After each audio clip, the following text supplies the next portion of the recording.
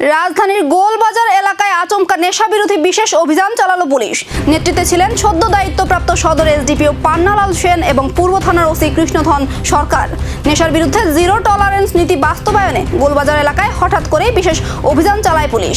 নেতৃত্ব দেন নতুন সদর এসডিপিও পান্নালাল সেন এবং পূর্ব থানার ওসি কৃষ্ণধন সরকার। অভিযান চলাকালীন বাজার ও আশপাশের এলাকায় তল্লাশি চালানো হয়।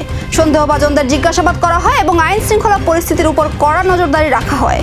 পুলিশ সূত্রের দাবি, মাদক ও নেশাজাতীয় দ্রব্যের বিরুদ্ধে অভিযান ভবিষ্যতেও অব্যাহত থাকবে। এলাকায় শান্তি শৃঙ্খলা বজায় রাখতে আরো কঠোর নজরদারির আশ্বাস দেওয়া হয়েছে।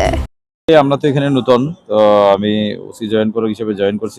এখানে আমাদের কাছে একটু খবর ছিল যে এখানে প্রচুর পরিমাণ বিশেষ করে ড্রাগ এডিক্ট বিভিন্ন জায়গায় প্লাস ড্রাঙ্কিং কন্ডিশনে থাকে। আমরা অ্যাকর্ডিংলি আজকে একটা টিম বানিয়ে আমাদের ইস্টাকতলা পিএস এর আমাদের সঙ্গে আরো আমাদের অফিসার ছিল, স্টাফ এবং মহারাজগঞ্জ বাজারের ওসি এবং অন্যান্য অফিসার স্টাফ সহ মিলে আমরা একটা জয়েন্ট রেড করেছি।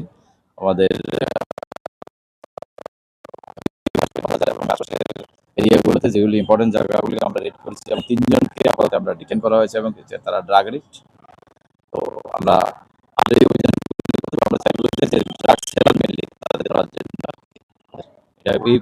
আমাদের যে রেডগুলি অপারেশনগুলো জারি থাকবে। এই অভিযানে কি বড় কোনো মাদক চক্রের হদিশ মিলবে, নাকি সামনে আরো জোরদার হবে পুলিশের নেশা বিরোধী অভিযান? এখন সেদিকেই নজর।